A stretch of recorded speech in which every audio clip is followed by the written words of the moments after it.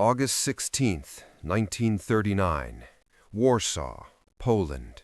The ceiling fans turn lazily in the stifling heat of the Biuro Szyfru, the Polish cipher bureau. Outside, the air hums with the sound of distant trains and the uneasy rhythm of a Europe on the brink. Inside, three mathematicians, Marian Rejewski, Jerzy Różycki, and Henryk Zygalski, lean over sheets of coded intercepts. Their pencils tap out a nervous cadence. They have seen this pattern before. Three groups of letters, endlessly rearranged, impossibly complex. The Enigma. To the German High Command, Enigma is a masterpiece of engineering. A cipher machine built like a typewriter, with rotating electrical rotors that scramble messages into gibberish. Each keystroke transforms the circuits, producing billions of possible combinations. Every morning, operators change the rotor settings and plugboard cables. The result? What the Wehrmacht believes to be an unbreakable code. But here, in this cramped Warsaw room smelling of ink, sweat, and fear, the Poles are proving them wrong. Rejewski's eyes flick to a sheet of paper scrawled with equations. He's not a soldier, he's a mathematician, yet he's about to wage a different kind of war. Using algebraic permutations and intercepted messages, he constructs a mathematical model of the Enigma machine, a virtual twin inside his mind. With it, he begins to peel back the layers of secrecy. Every night, the Germans transmit thousands of messages, logistics, weather, orders, ship movements, and every one of them runs through Enigma. Rejewski's solution is elegant and devastating. He builds a mechanical aid called a Bombe cryptologica, a cryptologic bomb that can sift through the Enigma's possible settings. By 1938, the Poles are reading German messages almost in real time. They know Luftwaffe squadrons by name. They see the coming storm. Then the storm hits. September 1st, 1939. The howl of Stuka-5 bombers tears through the morning over Warsaw. Smoke curls from shattered tram lines. Rejewski watches from a basement window as sirens wail. He knows the Germans are coming not just for Poland's cities, but for its secrets. Within days, the Cipher Bureau's work becomes a matter of life and death. The mathematicians gather their notes, blueprints, and replicas of Enigma machines, burn what they can't carry, and flee toward the French border. Somewhere in the chaos of retreat, trucks laden with code material vanish into smoke and mud. But before the border closes, one last act of defiance occurs. In a quiet meeting outside Warsaw, Polish intelligence officers hand their most precious creation, their reconstructed Enigma and all decryption techniques, to French and British liaison officers. It is the spark that will ignite the greatest code-breaking collaboration in history. Rejewski looks down at the wooden box. Inside it, a machine that humiliated the German war machine. He says quietly, "Let them finish what we started." Scene shift. July 1939, Peary Forest, near Warsaw. British and French representatives stand in disbelief as Polish cryptologists reveal an exact working copy of Enigma. Captain Gustave Bertrand, a French intelligence, whispers to his British counterpart, Dilly Knox, "Mon Dieu, they've done it." Britain, still underestimating the scale of German encryption, realizes the war of mathematics has already begun and the front line is invisible. Within weeks, copies of the Polish Enigma are on their way to Bletchley Park, a Victorian estate northwest of London. The mansion, surrounded by gardens and huts, will soon become the nerve center of a secret war. September 1939, Bletchley Park. Rain taps softly on the window panes as Alan Turing, a brilliant, awkward mathematician from Cambridge, arrives with a suitcase and an idea that will change history. He's greeted by Commander Alistair Denniston, head of the Government Code and Cipher School. Around them, the park is a strange mix of urgency and eccentric calm. Young women in uniform cycling between huts, mathematicians arguing over ciphers beside gardeners and clerks. Turing settles into Hut 8, the naval Enigma section. He knows what's at stake. The Enigma has changed. More rotors, more plugboard leads, new daily keys. What the poles could once break now spins beyond reach. Every convoy sunk in the North Atlantic, every U-boat movement hidden beneath the waves is guided by orders transmitted through Enigma. Turing's mind races.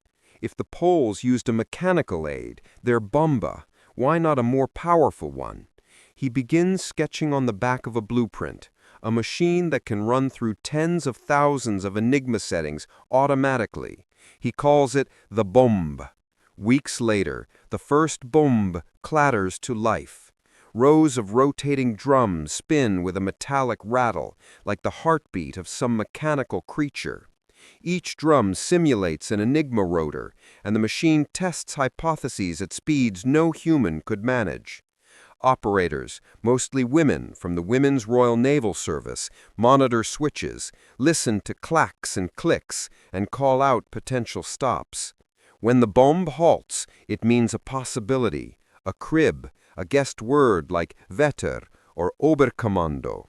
If correct, the key to that day's messages is revealed. The tension is relentless. Every day at midnight, the Germans change the settings. Every morning, Bletchley Park races the clock. Success is measured in hours. Late 1940, a breakthrough. After months of missed cribs and dead ends, Turing's team cracks a day's naval Enigma settings. Suddenly, the radio traffic from U-boats turns from noise into words, words that can save ships, convoys, and lives. At first, the decoded messages are almost mundane. Refuel at Lorient. Proceed to grid AM 2215. But behind those dry orders lies life or death for thousands of sailors crossing the Atlantic. Turing, his colleague Gordon Welchman, and a small circle of analysts realize the magnitude of what they have achieved. If they can read Enigma, they can see the enemy think. It is as if the German officers are speaking directly back, unaware that every message is being overheard. Outside, the war rages. Dunkirk, the Blitz, the Battle of Britain. Inside Bletchley Park, the war is fought with wires, logic, and silence. And as London burns, a quiet message goes out from Hut 8 to the Admiralty. Convoy HX 231, U-boats forming patrol line northwest of Rockall. Reroute immediately. Hours later, 35 ships and 3,000 men are saved. That night, as blackout curtains flutter in the breeze, Turing stands at the doorway of Hut 8, exhausted. He lights a cigarette and watches the lights of the bombs flicker in the darkness. Somewhere over the North Sea, German officers tap out messages with complete confidence, unaware that their words will be read in London before they even reach Berlin. The machine hums like distant thunder. February 10th, 1941. Bletchley Park, Buckinghamshire. A light mist clings to the lawns outside the Victorian manor. Inside Hut 8, the clatter of the bomb machines fills the air, a metallic, rhythmic pounding that seems to echo the heartbeat of a nation. The operators, most of them young women in naval uniforms, adjust switches, feed in punched paper loops, and record the machine's stops with precise strokes of their pencils. They are decoding the enemy's mind, and every second counts. At the far end of the hut, Alan Turing leans over a desk covered with decrypts, half-empty teacups, and diagrams of rotor wiring. His colleague Gordon Welchman joins him, sleeves rolled up, eyes red from a night with no sleep. The air smells faintly of ozone and cigarette smoke. Welchman mutters, "If we don't find their new indicator system by dawn, we're deaf again." Turing nods but doesn't look up. "Then we don't sleep," he replies softly. "We can't let the Atlantic go dark." The U-boat shadow. Far to the west, in the cold blackness of the North Atlantic, U-55-3 surfaces. Its commander, Captain Lieutenant Karl Thurman, climbs into the conning tower, the wind biting at his face. He keys his transmitter and taps a coded message back to the Befehlhaber der U-Boote, the U-boat command in Lorient. The message is simple: convoy sighted, attacking at dawn. He doesn't know it yet, but that message, scrambled through the Enigma, will be read in London within hours. Back at Bletchley, a cipher clerk slides the intercept tape onto the decoding line. The room falls quiet except for the drone of the machines. One of the bombs halts with a sharp metallic clack. A young WREN, Margaret Rock, reads the stop, double-checks the indicator, and whispers, "Possible key match." Moments later, a string of letters appears on Turing's desk. KONVOY HX231. He translates instantly. Convoy HX231. The same convoy that the Germans are hunting. He races across the compound to Hut 4, the naval section. Inside, analysts piece together decrypts like shards of glass. Ship coordinates, U-boat grids, weather reports. The information rushes up the chain to the Admiralty in London. An order flashes to the convoy's escorts. Alter course, 20 degrees north, immediate. Hours later, in the mid-Atlantic fog, the merchant ships veer away from danger. The wolf pack strikes, but finds only empty ocean. In Lorient, Admiral Karl Dönitz frowns at the morning reports. Another missed contact. He does not realize that his hunters are being hunted by mathematicians. Hut 3. The human mind behind the machine. While the bombs roar, in nearby Hut 3, linguists and intelligence officers translate, interpret, and cross-reference decoded messages. It's not enough to break the cipher. They must understand what it means. A decrypted line might read, Gruppe West to Fliegerkorps 2, Angriff morgen früh, attack tomorrow morning. But where? Against whom? They match it with Luftwaffe squadron codes, weather bulletins, and reconnaissance summaries. Slowly, the fog of war begins to thin. Lieutenant Commander Humphrey Sandwith, a liaison officer from the Admiralty, watches in awe. "You people are turning ghosts into orders." A young analyst replies half-jokingly, "Yes, sir, but the ghosts speak German." The tightest secret in the war. Only a handful of people outside Bletchley Park know what's happening here. Churchill calls Ultra, the intelligence derived from decrypted Enigma, his golden goose that never cackles. Orders go out in sealed envelopes marked Most Secret. Even generals in the field are told only that their information comes from a reliable source. The secrecy is absolute. If the Germans suspect Enigma is compromised, they will change the system overnight, and years of work will vanish in an instant.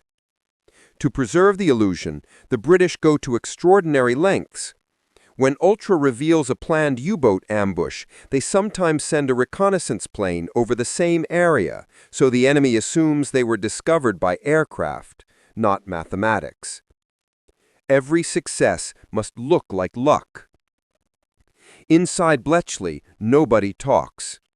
The operators can't tell their families what they do. Parents think their daughters are doing clerical work. Husbands receive letters signed only with initials. Even decades later, many will take their secret to the grave. A new adversary, the naval enigma, evolves. By early 1942, the Germans change the game. They add a fourth rotor to the naval Enigma, the Shark Key. Suddenly, Bletchley Park goes silent again. Convoys are massacred in the Atlantic. The Allies lose hundreds of thousands of tons of shipping every month. The ultra advantage is gone. Morale collapses. In Hut 8, the machines stand idle. Turing stares at the cipher texts, their patterns colder and more impenetrable than ever before. "It's like listening to someone who stopped speaking," he murmurs. But across the ocean, in America, a new ally is about to help. At the U.S. Navy's OP-20G cryptologic unit in Washington, and later at Dayton and Dayton's NCR Company, engineers begin constructing faster bombs, electromechanical marvels powered by American industry. Women in overalls wire thousands of circuits, their fingers stained with grease and solder. By late 1942, hundreds of U.S. bombs join the fight, processing intercepted German traffic day and night. Then, in early 1943, fortune strikes. A British trawler, HMS Petard, captures U-559 in the Mediterranean after a desperate boarding action. Two sailors, Colin Grazier and Tommy Brown, dive into the flooding submarine, retrieving codebooks and weather tables before being swept away. Both drown, but their sacrifice brings back the keys that reopened the Enigma's secrets. The machines speak again. By March 1943, Hut 8 hums once more. Decrypts flow across the compound, translated, analyzed, and dispatched. Convoys turn away from danger. U-boat losses mount. In Berlin, Dönitz is furious. "How," he demands, "can they possibly know our positions?" His staff offers theories, spies, traitors, luck, but never the truth. Enigma is perfect, they insist. Enigma cannot be broken. But in Hut 8, Alan Turing smiles faintly as the machines clatter. He knows the opposite is true. The code that claimed invincibility is now whispering its secrets to its enemies. And the whispers are about to shape battles from the Atlantic to North Africa and soon to Normandy. April 30th, 1943, North Atlantic. Wind roars over the bridge of the destroyer HMS Vedette as it slices through rain and foam. Convoy ONS-5 stretches behind her, 40 merchant ships, each a lifeline of fuel, food, and ammunition crawling toward Britain. Somewhere beyond the horizon, beneath black water, dozens of German U-boats lie in wait. Every sailor aboard knows the odds. The Atlantic is the war's throat, and the U-boats are choking it shut. But tonight, something feels different. Their escorts seem to know exactly where the hunters will strike. Miles away, in a wooden hut in Buckinghamshire, that sense of foreknowledge is born. Inside Hut 8, operators crowd around a new decrypt from the day's bomb run. The typewriter clacks, punching out phrases that freeze the room. Wolfpack scheduled intercept grid BD-1159. Commander Edward Travis, now head of Bletchley Park, reads the line and whispers, "They're going to attack ONS-5. Signals fly to the Admiralty, then to Western Approaches Command in Liverpool. In minutes, orders flash to the escorts. The convoy alters course, just enough. At dawn, sonar pings echo through fog. The wolf pack comes and finds itself ambushed. Depth charges churn the sea into thunder. Columns of black smoke twist from sinking U-boats. Men in oil-slicked uniforms cling to rafts as the Atlantic swallows their steel predators. The battle rages for days. When it ends, 41 German submarines are lost that month, the worst toll of the war. In Berlin, Admiral Dönitz stares at the reports in disbelief. "How do they always know?" he growls. In Bletchley, The codebreakers simply move to the next intercept. No celebration, no speeches, just the endless rhythm of machine and mind. Hut 6, the Army's secret mirror. Not far from Turing's naval section, Hut 6 works on the German Enigma. Its leader, Gordon Welchman, has refined the bomb's logic, adding diagonal boards that speed the search for daily keys. Inside, rows of analysts, men and women barely in their 20s, pore over streams of messages, tank fuel requests from the Eastern Front, bridge repairs in France, artillery schedules in Tunisia. To most, they're random fragments, but to Welchman's team, they form a mosaic of strategy. Each night, messages captured by British Y stations, listening posts scattered from Malta to Scotland, arrive by courier. Operators label them with precise timestamps, frequencies, and call signs. Then Hut 6 attacks. A decrypted fragment mentions Panzer Group Africa moving supplies through Tabessa. Another notes fuel shortages near Mareth. Within hours, intelligence officers in Cairo have maps showing Rommel's next move. The Desert Fox, famed for lightning maneuvers, suddenly finds his fuel convoys intercepted, his flanking routes bombed. Rommel, puzzled and enraged, writes in his diary, "It is as though the British have read my mind." They had, line by line, rotor by rotor. The unsung workforce. By 1943, over 10,000 people work at Bletchley Park and its outstations. The majority are women, wrens, clerks, linguists, and mathematicians. They endure endless shifts, decoding, sorting, filing, all under silence. Joan Clark, one of Turing's closest collaborators, sits quietly among the chaos. Brilliant and reserved, she corrects rotor settings on chalkboards faster than her male peers. Her hands are white with chalk dust, her tea long gone cold. Nearby, cryptanalyst Mavis Beatty leans over an intercept and gasps, "Alan, I think this one's Italian, but the pattern's wrong." Moments later, they realize they've stumbled upon a new cipher used by the Italian Navy.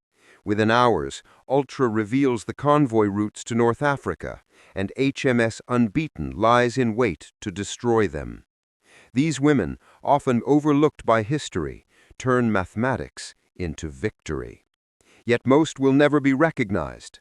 When the war ends, official secrets law will forbid them to speak.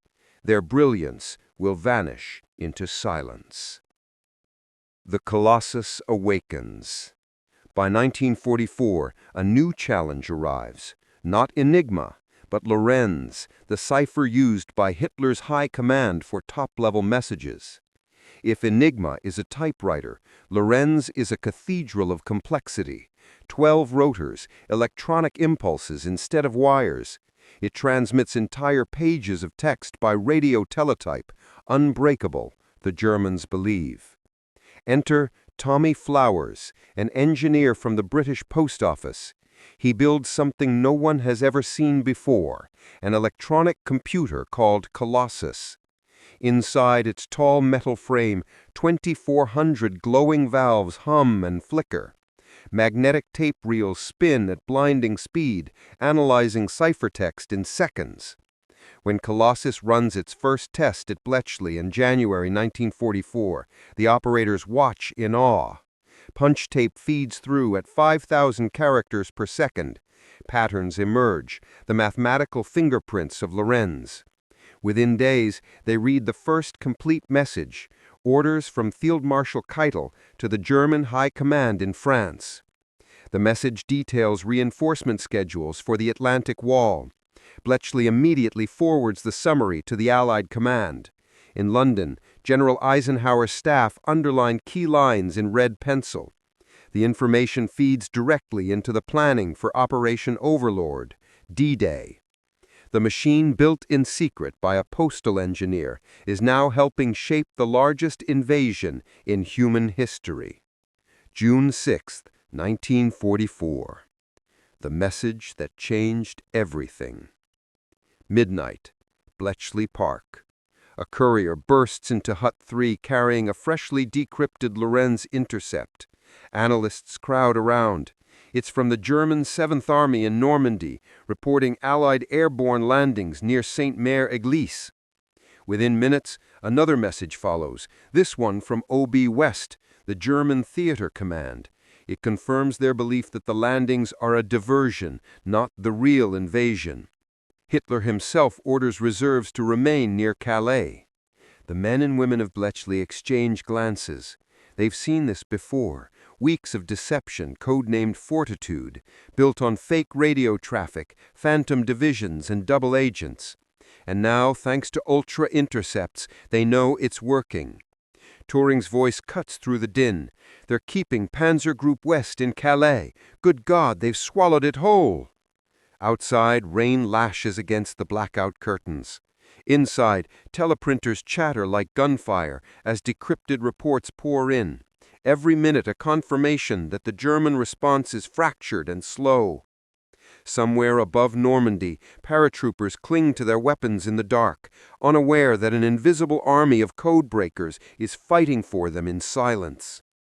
When the sun rises on June 6, 1944, the beaches of France are red with sacrifice, but the invasion holds. Behind the chaos of tanks and Higgins boats, there is an unseen weapon, one that listens instead of fires. The enemy's own words have turned against them. August 1st, 1944, Bletchley Park, Buckinghamshire. The summer air is thick and still. Rows of bombs thrum endlessly, their motors vibrating the floorboards of Hut 6. Cigarette smoke hangs in the stale air as decoding sheets pile high on desks. In one corner, a wireless operator rushes in, waving an intercept marked High Command Priority. A hush falls. The paper lands on the desk of Major Ralph Tester, head of the testery, the small elite team breaking the Lorenz SC40/42 cipher, codenamed Tunny. He reads aloud, Directive from Führer Hauptquartier to Army Group North, prepare fall back to the Vistula line.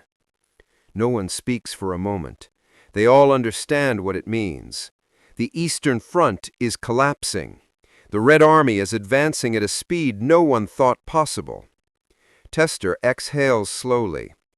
Send it to Whitehall. Mark it Ultra. A dispatch rider mounts his motorcycle and roars into the night, carrying the fate of nations in his satchel. The power of knowing everything and telling no one. By 1944, Ultra has become the most powerful intelligence weapon on Earth. Every day, hundreds of messages pour into Bletchley. Luftwaffe orders, SS troop movements, submarine patrol grids, even Hitler's personal correspondence with his generals. Analysts trace entire campaigns through the typewritten ribbons of intercepted radio chatter. But knowledge this vast is dangerous. If the Allies act too quickly, the enemy might realize their codes are compromised.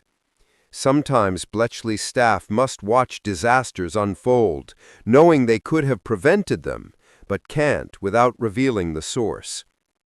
In late 1944, a decoded message warns of a surprise German counterattack massing in the Ardennes. It's buried in routine chatter, missed among hundreds of intercepts. Weeks later, the Battle of the Bulge erupts, the last great offensive of the German army. Snow falls on the forests of Belgium as Allied troops fight for survival. At Bletchley, guilt hangs heavy. An analyst whispers, "We should have seen it sooner." Another answers, "Even gods can't read fast enough." When the fog clears, the Allies prevail barely, and Ultra learns its greatest lesson. Even total knowledge must bend to human limits. Inside the mind of the enemy. Through Ultra, the Allies have an invisible window into Hitler's mind. Messages show him demanding counterattacks that no longer make sense, micromanaging divisions that barely exist, ignoring advice from generals who still dare to question him.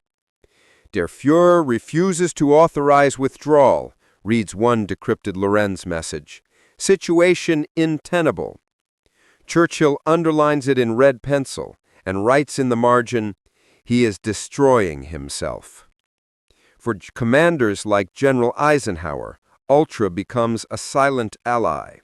Reports from Bletchley confirm when German divisions move, when fuel stocks run dry, when Luftwaffe squadrons are grounded for lack of fuel. Every major Allied offensive in 1944 to 45 unfolds under Ultra's unseen guidance. In a single week, 3,000 decrypts flow from Bletchley to field commands across Europe, each stamped Most Secret Ultra and carried by couriers in locked pouches. Even within SHAEF headquarters, only a handful of people know the true origin. To most officers, the information simply comes from a special source.